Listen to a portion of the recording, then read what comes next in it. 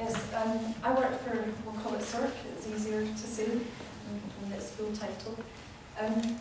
Although this presentation is about residential childcare, and our experience with the toolkit that we produced is focused at residential childcare, I do believe it's got a lot of elements in it that could be useful across the sector.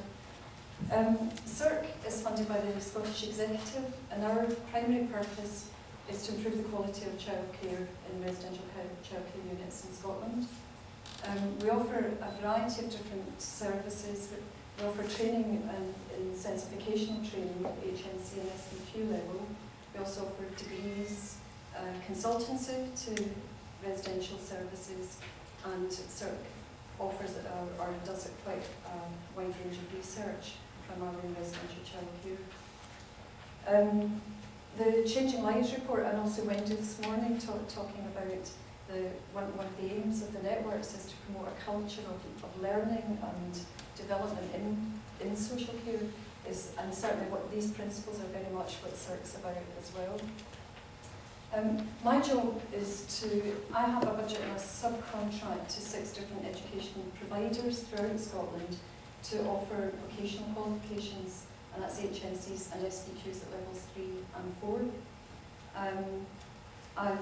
We have places in Inverness, Aberdeen, Fife, Edinburgh, Dumfries and Galloway, and Glasgow. Glasgow is our biggest provider at Langside College, and that's where I'm based, over Mines and National Post. And I was going to say, I thought I'd list and tell you the different authorities and different employers I've been to see, and I realised I didn't go on one slide, so I thought I'll just show you. I've knocked a few doors. I've done this job really by making contact at lots of different levels throughout the childcare sector, and gone to employers at basically at training manager level and at unit manager level. And I found very early on, I started in 2002, and I found very early on that when I arrived, training managers didn't know the extent of the need or the skills gaps within their organisations, and unit managers also didn't know. I mean, I had an experience where I asked a training manager for a local authority if she knew how many staff needed to gain an HNC or equivalent, and she said she had no idea.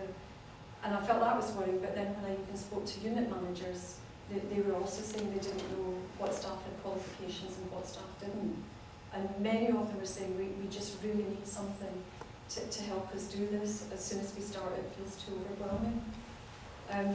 We were one of the people that approached Mike in the early days saying, is there something that we could do about this? And could we help to produce something?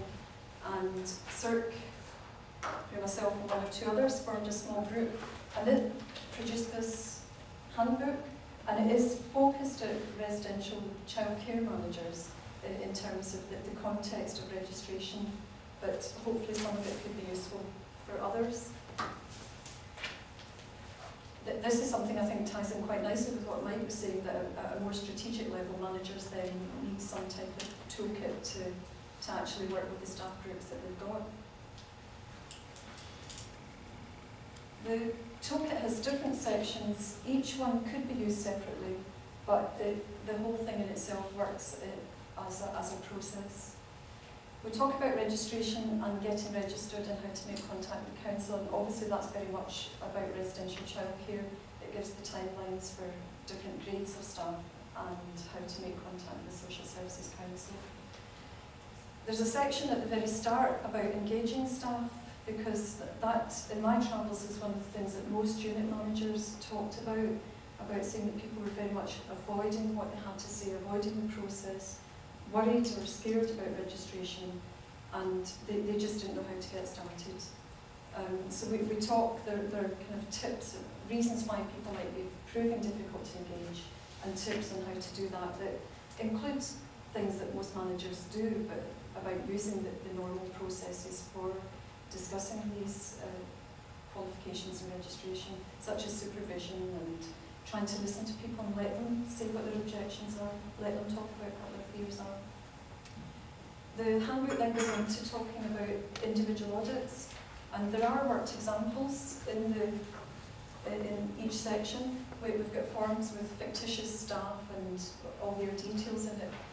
There are suggestions of how to collect information from staff, how to assess somebody's skills mix, and from that assess what their development needs are. From the individual audits, we then suggest how that information can be translated into a personal development plan. That's obviously got to meet the needs of the agency and the aims the aims of the agency as well. Using these personal development plans, the handbook then goes on to looking at team audits and just the mix of skills and knowledge that's within the team. How you pull that together, how a manager or a training manager would pull that together and not see it as a group of individuals.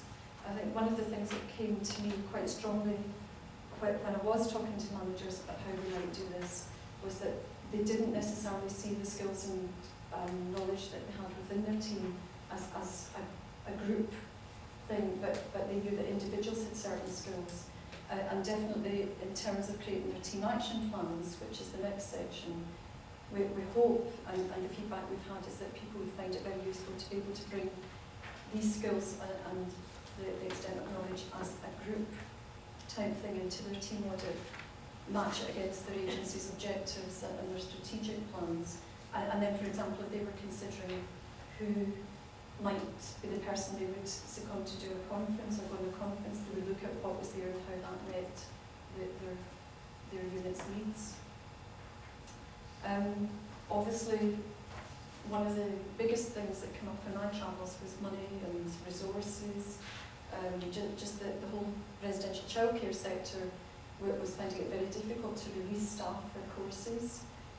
We started out offering the HNC as a distance learning route, and lots of people, because of their adults who haven't been in education for some time, found that very difficult, and they were taking longer than usual, creating problems back in the workplace in terms of filling shifts while they're out learning. So there's a small section in the handbook that just gives a couple of worked examples about maybe the costs of releasing a basic grade member of staff, a senior member of staff, or a manager for courses of different lengths, and not just in terms of the price of the course, but the actual backfilling the shifts, and possibly for future expense, because some agencies offer additional monetary for somebody's salary if they gain a qualification.